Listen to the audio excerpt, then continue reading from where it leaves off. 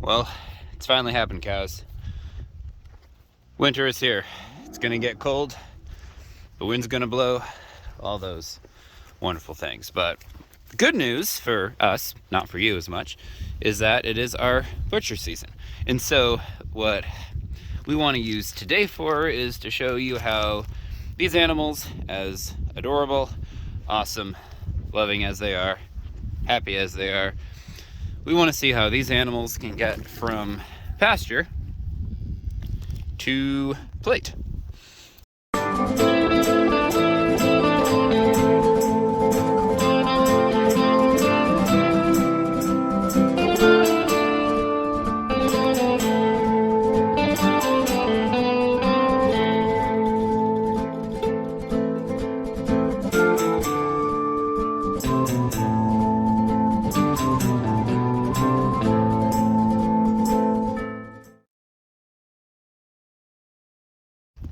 We're gonna actually be able to go to one of our butcher shops and take a look at like how the halves look, how the wholes look, and how eventually that actually gets broken down into the freezer weight. Back here, there's a Texas Longhorn. It's probably one of the biggest ones we have in here. Or we've had. How tall is this room? 12 foot. 12 foot? Okay. So that longhorn is 11.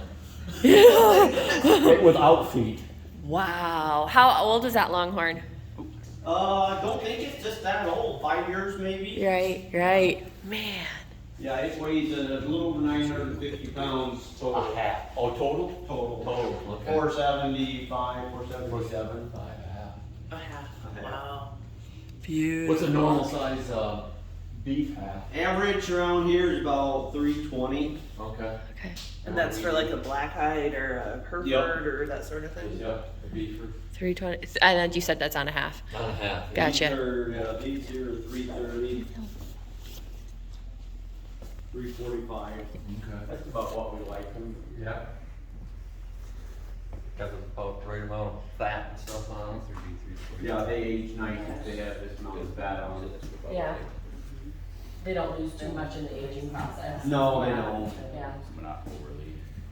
We were looking at that with our grass-fed ones too, and trying to, there's some competing schools of thought that say the grass-fed and finished are actually better to hang less, because then they don't lose all that, Yep. So So I was they're trying to get yours in about 9-10 days. Yeah. Because at 14, it's just more. Yeah, that's just right.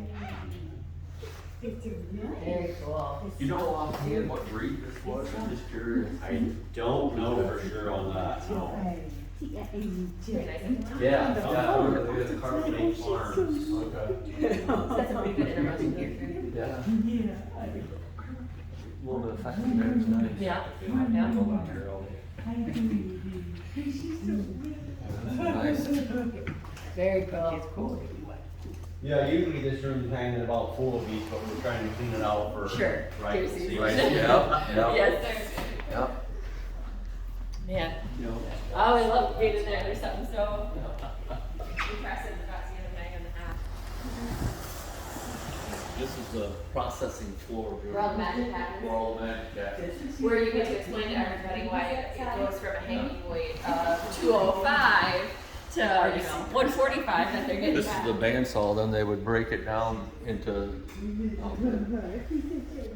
the primal cuts, they call it. Yeah. It would go here, and then this is a grind table here where all of the trimmings, all your meat that you turn into burger goes in, and then it grinds it out, comes out on this end over there. On that end, okay. This would be the cut table where all the steaks and everything are cut. Depending on what they order. This is a vacuum sealer where the beef's all vacuum sealed up. And like they said, they're transitioning right now too, because they're going into deer season Right. and they don't process that at the same time. Yep. There's a complete cleanup that they go The through. whole plant has to be completely Sanitized. sanitized. Mhm. And then it has to be re-sanitized before they can go back to beef again. Right. There's a cut chart there, there's the basic one.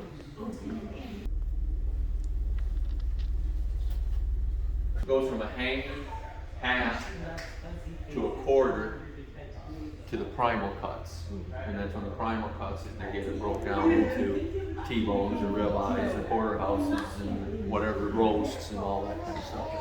So from whole to half to quarters to primals to packaged individual. Yep. Yeah, and that's where people can get the custom. That's where they get like the thickness of their steak and Right. you know what steak they want out of a set, because you can't. Most of your butcher shops today, like Platts, he said they haven't had a whole animal or a half animal in there in his lifetime, and he's my age. He said they get everything in primal cuts, so it'll come from the farm to a butcher shop like this, and then it goes out to your this would be considered a slaughterhouse, and then it goes out from here to your so-called local butcher shops where they get it in the primal cuts. I think like Bob's Butcher down in Roscommon is the same way, I believe. Yeah. So when I called them, like, they get in and they process it out. Class and Petoskey go that way as well. And then you got ones like Urix where they do both. They do both. They process it all out for customers like us, Yeah. for our people, and then they also have like their own like deli and they sell their own Right. cuts of meat in store there as well. So they kind of do both. Yep. Yep. Cool stuff. Let's get this loaded up.